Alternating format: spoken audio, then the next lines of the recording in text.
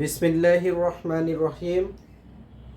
আজকে আলোচনার বিষয় হচ্ছে ব্যবসায় পরিসংখ্যান বিষয়ের বিভিন্ন অঙ্কগুলো কিভাবে আমরা সলভ করতে পারি। বিবিএ অনার্স সেকেন্ড ইয়ারের এই বিষয়টি অতি গুরুত্বপূর্ণ একটি বিষয়। আর এই বিষয়ের অঙ্কগুলো সলভ করতে হলে আমাদের তিন ধরনের তথ্য সম্পর্কে অবগত হতে হবে। পরিসংখ্যানের তথ্যগুলো কিছু তথ্য থাকে কি এলোমেলো আকারে, যেমন 10, 15, 25, 30, এখানে কোনো কি নেই, সাজানো নেই, অর্থাৎ আনগ্রুপ তথ্য। আর কিছু তথ্য আছে সাজানো, তবে সাজানোর মধ্যে সেখানে কি ফ্রিকোয়েন্সি দেওয়া থাকে বা গণসংখ্যা দেওয়া থাকে। আর আরও কিছু তথ্যের মধ্যে কি ফ্রিকোয়েন্সিও আছে, ক্লাস দেওয়া থাকে বা শ্রেণীব্যাপ্তি দেওয়া থাকে। এই তিন ধরনের তথ্যের আলোকে সূত্রগুলো হবে ভিন্ন ভিন্ন। তো সেই বিষয় নিয়ে আলোচনা করছি। একটা হচ্ছে আনগ্রুপ ডেটা। আনগ্রুপ বলতে কিছু সংখ্যা দেওয়া থাকবে, কিছু কি দেওয়া থাকবে সংখ্যা, যেমন এখানে আছে 10, 20, 15, 5, 10। এখানে মোট 5টি সংখ্যা দেওয়া আছে। তাহলে এগুলো কি কোনো সাজানো না, এগুলো হচ্ছে ডিসক্রিট সিরিজ, মানে এগুলো অবিন্যস্ত তথ্য। তাহলে এগুলো কি অবিন্যস্ত তথ্য। অবিন্যস্ত তথ্যের যদি আমরা গড় নির্ণয় করি, মিন নির্ণয় করি, সেক্ষেত্রে সূত্র হবে x বার সমান সামেশন x বাই n। তাহলে যখন তথ্যটা এলোমেলো আকারে থাকবে, সাজানো থাকবে না, সেক্ষেত্রে আমরা গড় নির্ণয় করতে হলে সূত্র হবে কি সামেশন x বাই n, অর্থাৎ x বলতে এই সংখ্যাগুলো, আর সামেশন অর্থ হচ্ছে যোগফল অথবা সমষ্টি। এই সংখ্যাগুলোর কি করব, যোগ করে যতগুলো সংখ্যা থাকবে তত দিয়ে কি করব, ভাগ করব। তাহলে এলোমেলো অর্থাৎ আনগ্রুপ যে তথ্য, সেই ক্ষেত্রে গড় নির্ণয় সূত্র সামেশন x বাই n। এই ক্ষেত্রে আমরা বলতে পারি সামেশন x বলতে এই সংখ্যাগুলোর যোগফল। তাহলে আমরা এখানে লিখতে পারি 10 প্লাস 20 প্লাস 15 প্লাস 5 প্লাস 10। যেহেতু এখানে সংখ্যা আছে মোট 5টি সংখ্যা, তাহলে 5 দিয়ে ভাগ হবে, n এর মান হবে 5। তাহলে আমরা প্রথমে জানলাম কি আনগ্রুপ বা অবিন্যস্ত তথ্য। আর বিন্যস্ত তথ্য আবার দুই ধরনের হতে পারে। একটিতে ফ্রিকোয়েন্সি থাকবে তবে শ্রেণী থাকবে না, ক্লাস দেওয়া থাকবে না। যেমন এখানে ওয়েজেস আছে, বলতে পারি ওয়েজেস অফ ওয়ার্কার্স, অর্থাৎ শ্রমিকের মজুরি। আর ফ্রিকোয়েন্সি নাম্বার অফ ওয়ার্কার্স, শ্রমিকের সংখ্যা। তো এই ক্ষেত্রে সূত্র হবে এই অংশগুলোকে ওয়েজেসকে আমরা ধরবো x আর ফ্রিকোয়েন্সিকে ধরবো f। তাহলে এখানে আমাদের যখন গড় নির্ণয় করব, সেক্ষেত্রে সূত্র হবে summation fx by n। n বলতে ফ্রিকোয়েন্সির যোগফল, আর fx বলতে এখানে ওয়েজেস বলতে আমরা বোঝাচ্ছি কি ওয়েজেস অফ ওয়ার্কার্স, অর্থাৎ শ্রমিকের মজুরি। আর এখানে হচ্ছে শ্রমিকের সংখ্যা, এগুলোকে গুণ করে বসাবো। যেমন এখানে তাহলে fx হবে 40 দ্বিগুণে 80, 150, 240 হবে এখানে 70। এ সামেশন fx সমান এইগুলো যোগফল বসবে। আর এখানে হচ্ছে ফ্রিকোয়েন্সির যোগফল হবে n। তো আমরা একটা বিষয় মনে রাখতে পারি, যখন তথ্য সাজানো আছে কিন্তু শ্রেণীব্যাপ্তি নেই, ক্লাস নেই, সেক্ষেত্রে সূত্র হবে গড় নির্ণয়ের জন্য, মিন নির্ণয়ের জন্য সামেশন x বাই n। আর যখন ক্লাস দেওয়া থাকবে তখন সূত্র হবে মিন, যখন আমরা নির্ণয় করব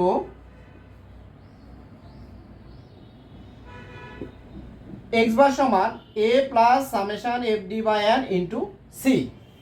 তাহলে তথ্যের উপর ভিত্তি করে সূত্র তিন ধরনের হবে।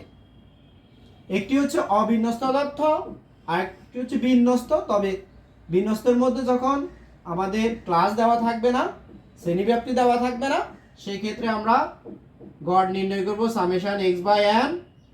আর যখন ক্লাস দেওয়া থাকবে সেই ক্ষেত্রে সূত্র হবে a plus f d by n into c. C বলতে এখানে শ্রেণী ব্যাপ্তি, অর্থাৎ ব্যবধান কত। যেমন এখানে ব্যবধান হচ্ছে 30 থেকে 20 বিয়োগ করলে 10, সি এর মান হবে 10।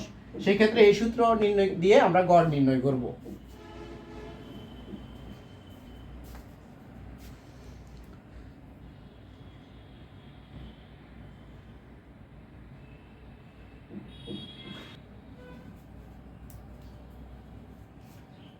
আমাদের যে আলোচনা ছিল বিশেষ করে অবিন্যস্ত তথ্যের গড় নির্ণয় করেছি। অবিন্যস্ত তথ্যের গড় ছিল সামেশন এক্স কে এন দিয়ে ভাগ। এক্স বলতে এই সংখ্যাগুলোকে বোঝাচ্ছে, যে সংখ্যাগুলো দেওয়া থাকবে এলোমেলো আকারে ওই সংখ্যাগুলোকে যোগ করব সামেশন এক্স, এবং যতগুলো সংখ্যা থাকবে তত দিয়ে ভাগ করে আমরা গড় নির্ণয় করব বা মিন নির্ণয় করব। এরপর গ্রুপ তথ্য যেগুলো সাজানো থাকবে, ফ্রিকোয়েন্সি দেওয়া থাকবে, এবং যদি ক্লাস দেওয়া না থাকে, যেমন এখানে ক্লাস দেওয়া নেই, এর জন্য সেক্ষেত্রে সূত্র হবে আমাদের ফ্রিকোয়েন্সিকে এফ ধরব এবং ওএসএস অথবা অন্য যে তথ্য থাকবে তাকে এক্স ধরে নেব, অথবা ভ্যালু দেওয়া থাকবে এক্স ধরব, আর এফ এর সাথে এক্স গুণ করব, গুণ করে এখানে এফ এক্স নির্ণয় করব। তারপরে এগুলোকে যোগ করব, যোগ করে সামেশন এফ এক্স পাবো। আর সামেশন এফ এক্স কে এন, এন বলতে হচ্ছে ফ্রিকোয়েন্সির যোগফল, তা দিয়ে ভাগ করে গড় নির্ণয় করব। তাহলে দুই ধরনের তথ্যের গড় আমরা নির্ণয় করতে পারবো।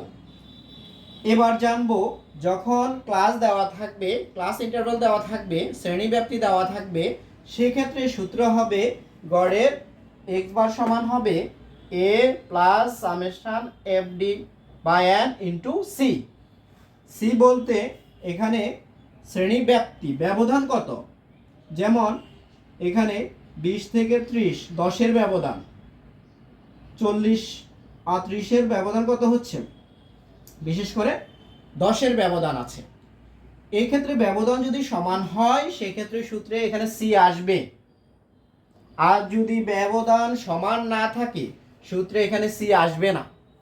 যেহেতু সি ওখানে আসবে না, এখানেও তখন সি আসবে না।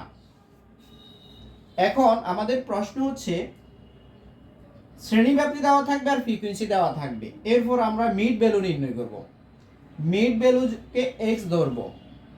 মিড ভ্যালু নির্ণয়ের জন্য আমাদের এখানে শ্রেণীব্যাপ্তি মোট কয়টি আছে, 1 2 3 4। যেহেতু 4টি দেওয়া আছে সেক্ষেত্রে আমরা এখানে জোড় যদি থাকে সেক্ষেত্রে এখানে 2টি, এখানে 2টি। এখন কোনটিকে আমরা বিশেষ করে এখানে ডি এর ক্ষেত্রে এখানে 0 লিখব, অর্থাৎ যে কোনো মধ্যমানকে আমরা এ বিবেচনা করতে হবে। তো সহজ নিয়ম হচ্ছে যদি শ্রেণীব্যাপ্তি জোড় দেওয়া থাকে, ফ্রিকোয়েন্সি যেখানে বেশি থাকবে ওই অংশকে মধ্যমান অর্থাৎ মিড ভ্যালুকে এ ধরবো, তারপর এখানে কি হবে 0 হবে, আর উপরে হবে -1, এরপর হবে -2, নিচে হবে +1, এরপর 2 3 এভাবে যাবে যদি জোড় দেওয়া থাকে। আর শ্রেণীব্যাপ্তি যদি এখানে বিজোড় থাকতো, যদি এখানে আরো একটি শ্রেণী থাকতো, যেমন যদি এখানে থাকতো 60 থেকে 50 থেকে 60, তাহলে এখানে শ্রেণীব্যাপ্তি হতো 5টি, 1 2 3 4 5। সেক্ষেত্রে বিজোড়ের ক্ষেত্রে আমরা মধ্যে একটি শ্রেণী পাচ্ছি, সেই মান বরাবর এখানে মিড ভ্যালুকে আমরা এ বিবেচনা করব এবং এখানে কি ধরবো 0 ধরবো। এটা হচ্ছে সহজ নিয়ম মনে রাখার জন্য। আর এখানে এই মানগুলো আসবে, যেমন এখানে 35কে এ ধরেছি আমরা। তো আমাদের সূত্র হচ্ছে মিড ভ্যালু প্রত্যেকটি মান x এর মান। তাহলে এই 15 থেকে 35 বিয়োগ করলে হবে -20, একে সি দিয়ে ভাগ, যখন এখানে প্রত্যেকটি ব্যবধান সমান থাকবে তখন সি দিয়ে ভাগ করব। তাহলে -20কে যদি আমরা এখানে ব্যবধান 10 পাচ্ছি, 10 দিয়ে ভাগ করলে হবে -2, আবার 25 থেকে মাইনাস হবে 35, থাকবে -10, 10 দিয়ে ভাগ করলে -1, এরপর x এর মানও এখানে 35, এর মানও 35, বিয়োগ করলে 0, 0কে 10 দিয়ে ভাগ করলে হবে 0। এরপর এখানে আছে 45, 45 থেকে 35 বিয়োগ করলে 10 থাকবে, 10কে 10 দ্বারা ভাগ করলে অর্থাৎ সি এর মান দ্বারা ভাগ করলে এখানে 1 হবে। আর সহজ নিয়ম হচ্ছে উপরে দিব -1, -2, -3, নিচে হবে +1, +2, +3, এভাবে হবে যখন ব্যবধান কি থাকবে, সমান থাকবে। আর যখন ব্যবধান সমান থাকবে না কোনো প্রশ্নে, তখন এখানেও সি আসবে না, সূত্র সি এর মান আসবে না। তাহলে আমরা পরবর্তীতে এখানে গুণ করে বসাবো। -2 এর সাথে 15 গুণ করলে -30, আর এখানে গুণ করে বসিয়েছি। এরপর এগুলো যোগ করব, যোগ করে যে মান পাবো এখানে বসাবো সূত্রের আলোকে। যেহেতু শ্রেণীব্যাপ্তির যখন থাকবে সূত্র হবে a plus summation f/n into C. এখানে মান বসাবো, যেহেতু মান আসছে -10, ব্র্যাকেটে রাখবো, প্লাসে মাইনাসে মাইনাস বসবে, এখানে 10 10 কাটা যাবে, 10 থাকবে, এরপর বিয়োগ করব, তখন রেজাল্ট হবে এটি। তাহলে আমরা পরিসংখ্যানের যে তথ্যগুলো 3 ধরনের পাবো, আর 3 ধরনের উপর ভিত্তি করে সূত্র হবে 3 ধরনের। যখন এলোমেলো তথ্য থাকবে তখন গড়ের সূত্র হবে সামেশন x/n, আর যখন ফ্রিকোয়েন্সি আছে তবে শ্রেণীব্যাপ্তি নেই তখন সূত্র হবে সামেশন fx/n, আর যখন ক্লাস দেওয়া থাকবে, ক্লাস ইন্টারভ্যাল দেওয়া থাকবে, তখন সূত্র হবে অর্থাৎ x বার সমান a plus summation f/n into c. অনার্সে বিশেষ করে এই তথ্যের মধ্যে মাঝে মধ্যে ব্যবধান সমান নাও থাকতে পারে শ্রেণীব্যাপ্তির মধ্যে, সেই ক্ষেত্রে সূত্রে এখানে সি আসবে না, এখানেও সি আসবে না, এটা লক্ষ্য করতে হবে। প্রশ্ন যদি কঠিন করে এভাবে দিতে পারে, এই জন্য আমাদের কি থাকতে হবে, খুবই সতর্ক থাকতে হবে। আজকের এই সংক্ষিপ্ত আলোচনা এখানে শেষ করছি। এই 3 ধরনের সূত্র থেকে আমরা যেহেতু গড় নির্ণয় করেছি, এরপর মধ্যক নির্ণয় হবে, প্রচুরক নির্ণয় হবে, সূত্রও কি হবে, এই 3 ধরনের ভিত্তিতে সূত্র হবে 3 ধরনের। আশা করি এই অংশটা যদি আমরা ভালোভাবে বুঝি, পরবর্তী যে মধ্যক, প্রচুরক, পরিমিত ব্যবধান বা অন্যান্য সকল যে অঙ্কগুলো করতে বিশেষ করে গড় অবশ্যই প্রয়োজন, মধ্যক প্রয়োজন এবং প্রচুরক প্রয়োজন। পরবর্তী ভিডিওতে মধ্যক নিয়ে আলোচনা করব।